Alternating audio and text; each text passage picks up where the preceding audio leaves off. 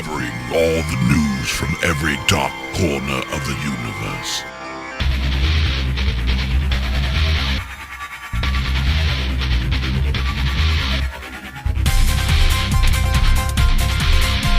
SliceofSciFi.com.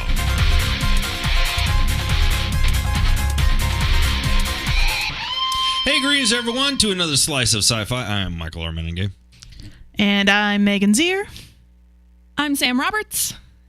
And I am guest science fiction nut, Geoff Notkin. Yes, indeed. Geoff's still hanging around with us because we've got some really awesome stuff here. Can I say, though, way at the beginning, Geoff Yes. is wearing a movie prop that we don't know what it's from. Oh, there we go. This Mystery is, prop. This is good trivia. We're Take going a to good look at it it at the beginning, and maybe at the end of the show, we'll talk about it just a hair. Yeah, give you guys that time to absolutely. figure it out, because I'm stumped, but I'm not good at this stuff. Oh, well, if we're going to do that, let me pull out the other one as well. Okay. And should we, or you want to split it up? Let's split it up. Let's go with this one first because I like I'm sure this is going to spark amazing amount of conversation. So let's get to this. Yes, please.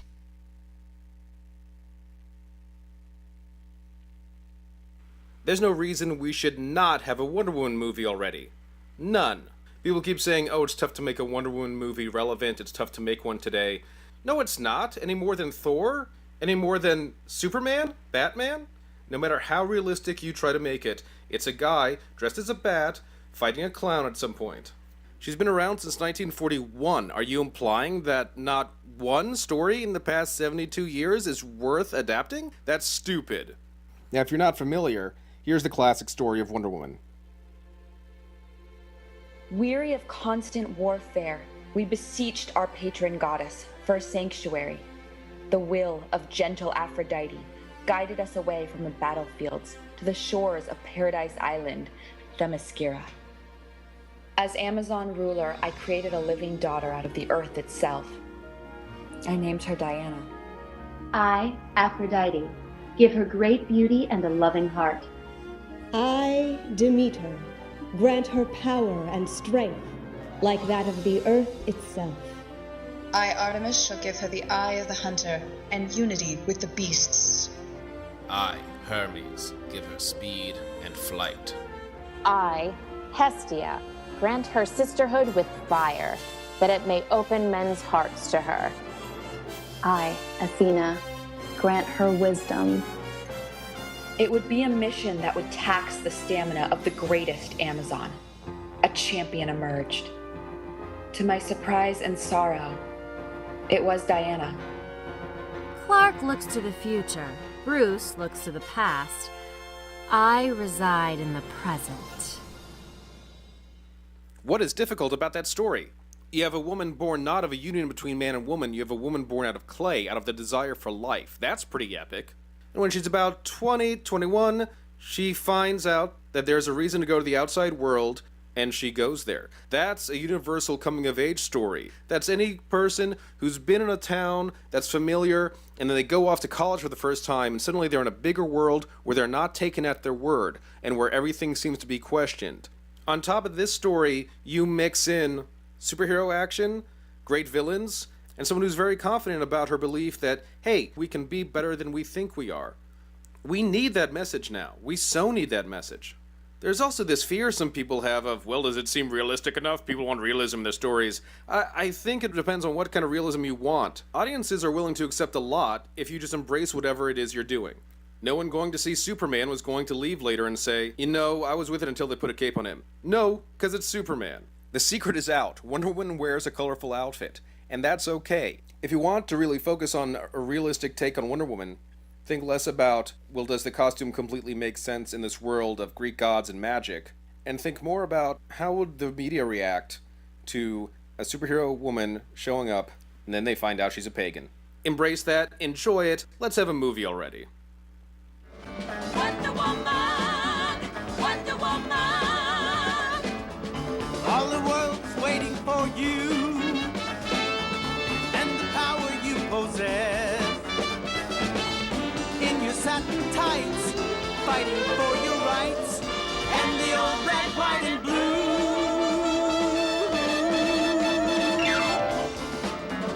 Wonder Woman. Really, really great points. Yes, And Alan knows. Tell you what, and yes, I am on I am on point with every single thing that he said right there. Because why have we not seen this? Because it's a lady. I know. I'm gonna say I think it is because she's a lady. It is absolute rampant. It's anti-feminism. It really is. I mean, they just it's right. Like we were just talking about Gravity, right? Sandra Bullock carries the whole movie, but it's not often that movies get made where the woman is the primary star, carries the whole thing. It's all about her. But, that makes Hollywood nervous. Hang on. Sandra Bullock was in the entire movie, but it was still a man that was out to save her or figure out how to save her. You haven't seen the movie. I'm not going to spoil it for you, but it's all Sandra Bullock. Oh, is it?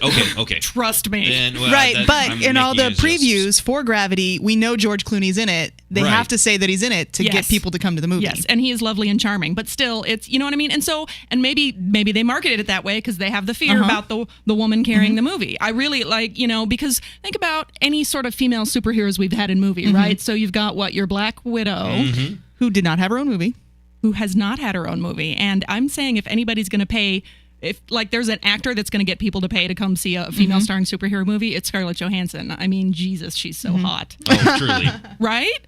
So, if you can't do it for Black Widow, like Wonder Woman, it's Absolutely. people's childhood. It's, come on. She's basically, if you want to put her in male terms, she's Lady Superman. Yeah. Oh, truly. She's not that different from Superman. The only thing that's really that different is that she's a lady. She's the female Thor, really. Because I mean, you can boil her down to that too. Yeah, because I mean, it's gods and monsters and the pagan. Right. Thing. I was thinking more from a belief standpoint, though. She's more in line with Superman. I guess from a world standpoint, more in line with Thor. Right. Yes. If they did make the movie, and I think that was a really well done short film. That was really nicely produced, and as you said, Michael, excellent points. I wonder if there would be a religious backlash. If they kept the pagan element in there from... I don't know. We were okay with it with Thor. Well... But at the same... But he's a dude. But he's a dude, yeah. But, there is, even with something like as really popular as Harry Potter, there's a little bit of religious backlash, right? And so when it depends on how it's presented, and it depends on how much it's emphasized. Well, and then especially with things like Harry Potter, because you had Christianity in Harry Potter. They had Christmas. Right. So pretty much any Christian who is far enough into their religion is going to be against anything that's going to be pagan. But you know what? I think the Greek gods are less threatening than, say, something like because we already had Xena. Magic, right? Because it's gotten to the point where nobody believes in that stuff anymore, right? You have people who are practicing Wiccans or I was about to say we're going to get Wiccans sending us letters. I'm saying it's different, right? Practicing magic versus believing in Greek gods or those sorts of things. Because you have the whole Percy Jackson series. Nobody cares about that. Right. So he's a dude, though. He's a dude.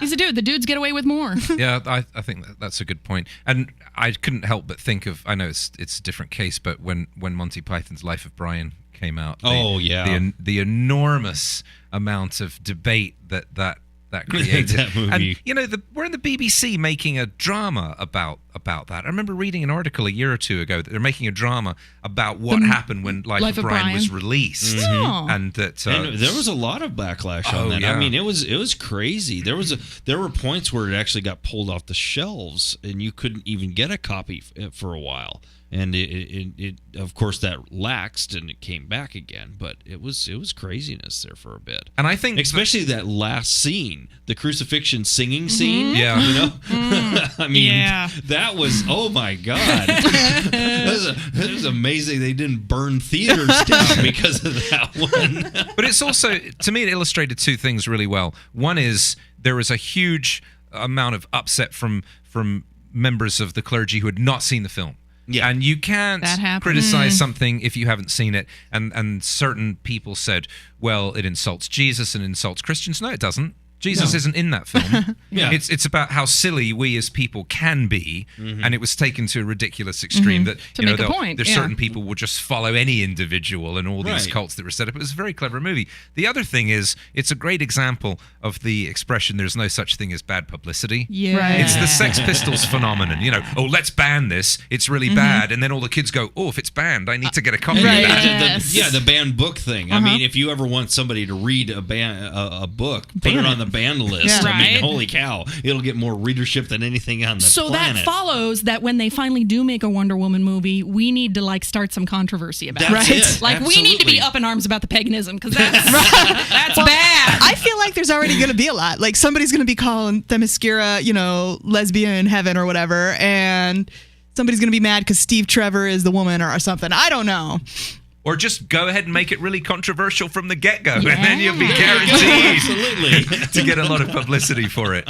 Yeah. What are the odds we're going to get some Wonder Woman in a Justice League movie, right? Because they're building towards that. You know? Well, they would have to. I don't think you could make a Justice League movie without Wonder Woman. Right? Because first of all, what other woman would you put in there?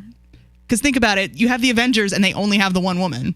Which is annoying enough. But Which the is thing annoying. is, the nice thing about that though is we actually really do see Black Widow as a incredibly strong, very self-assured hero. Yep. First, I mean, really, that's one of the very few times we have seen that, because even the Linda Carter Wonder Woman of the time, Love her. I loved the show, but there were times when, boy, they really pushed that whole, they made her a giddy girl, and they made her she had to have. But she's so love adorable. interest and so She forth. was constantly saving Steve Trevor. I mean, that's what all was the awesome time about she that was movie show. saving the manly man, right? Like Of I course. loved that. Look how adorable she is. Cute. I mean, it was a horrible cheesy TV show, but I loved it so. Oh, yeah. Oh my goodness. But there's certain things you had to do in order to get it on network TV, and those things annoyed me. Some of those did. I feel you. I don't see how they do Justice League without a Wonder Woman movie first. Like, do you just stick her in there without any sort of introduction? That's what they did with, I guess they introduced Black Widow because she was an Iron Man. Yeah. But I feel like enough people think they know who Wonder Woman is that you could just stick her in. Yeah. I feel like enough people know. Although I'm more curious about if they did Wonder Woman's backstory. Is it the one that was just played in Alan's video? Or is it the new one that DC's been pushing with their new 52? They may want to do that one. No, because they can shut that noise down because I don't want to hear it. I'm just saying, but if they're trying to push sales, then that's maybe the one that they go I know, for. and that would make me mad. Yeah. Nobody wants to make Meghan angry. Well, I tell you, if you folks have comments about this, or you want to connect with us and find out, maybe they can do something there. What? Where? With the app? With that app thing. With That's the app right. on the iPhone in landscape, not portrait. It looks better on the TVs, please. It's awesome and super easy to use. Absolutely. Well, send in your comments. Let us know what you think about that, folks, because I'm with him. I think it's way time. We're not going to give them the answer. We're going to make them wait. Do the thing. That's Yeah, right. Yeah. And also, if we're talking about female comic book characters that we'd like to see in movies, I wouldn't mind seeing the Scarlet Witch in the Vision in an upcoming Avengers film. Which Scarlet Witch is going to be in the Avengers. Yeah. Oh, I didn't even know. She's been actually Yes. cast Olsen, not Mary-Kate or Ashley, the new one. The other Olsen. You're right. Yeah, the other Elizabeth? Olsen. Is it- I don't know. Younger Olsen. There's another Little Olsen who's been in a few movies and has been getting good reviews, and she was just cast as the Scarlet Witch. The part was written for Saoirse Ronan, who was in Hannah, and negotiations broke down because her people wanted too much money. And if you're not Robert Downey Jr., you're not going to get a bunch of money. So instead he's they a cast the dude. Olsen. But yeah, the Scarlet Witch and her Great. brother, I believe. Doesn't she have a brother? Quicksilver? Yeah. Quicksilver. Oh, excellent! Both in Wow. the next Avengers. He had the great hair. Yeah. Yeah, because he's Magneto's son. Yeah. So yay. So Good call. Excellent, thanks. The costume Oh, right. over The costume. there. Yes, indeed. So, I cannot for the life of me remember the name of the movie. So this is genuine screen-worn wardrobe from a big budget science fiction film that came out in the last few years. This is your clue right here. Yeah, it is, and I see it on. I see the scene. I see it, but I'm going to kick myself, aren't I? Yeah, you are. I'll give you a clue. Okay, hints. I'll give you some clues. Arnold Schwarzenegger was not in this film. That's right. That's Is that right. Total Recall? It is. No. Was he in the first Expendables? That's not a sci-fi movie. Oh, well, it kind of is, but in the wrong way. Not in any way we want to I'll associate give you it. another clue. Arnold Schwarzenegger was in some other films that were in the same series. Is that a Terminator? Yes. Terminator. Oh, is that from the Salvation. Salvation? Terminator Salvation. The red marks the resistance. People who fought against Skynet. This is General Ashdown's jacket, as played by the great Michael Ironside. Michael Ironside's jacket. Yes, that's the one. In the submarine. Michael And remember, his first officer is the Russian naval officer with the peaked cap. So whenever you see the Resistance headquarters in the submarine in Salvation, this is what he's wearing. That. People can't see it very well. Can I show? Yeah, please. It's got General Stars. Yep. Yeah. And there's a naval button. Okay, I was wondering what those were. So, Michael Ironside is one of my favorite genre actors. He's had such a fantastic career. He's been in so many films, and he's really good in interviews. He's so charismatic. And I was very excited when I got this. And then I was going to tweet him, and I was going to go, "Hey, Michael, I've got your jacket from Terminator Salvation. It's really cool." And then I thought, what if he kind of gets annoyed and said, "Well, I wanted to keep that," because you don't want Michael Ironside to be annoyed at you. No.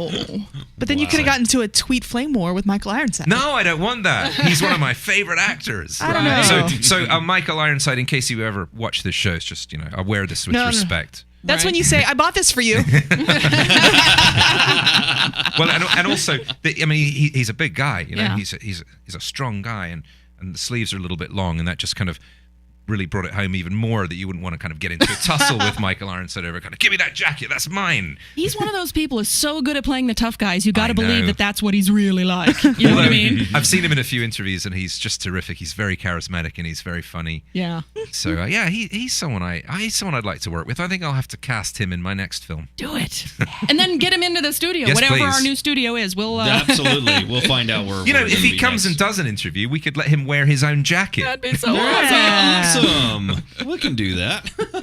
Sweet. All right, then let's call that good then, and we'll be. We've back got with another more. one in the next show, right? He's got another mystery prop for us, so be on the lookout. Stay tuned because the mystery prop thing is continuing. All right, we'll talk to you soon, folks. Thanks.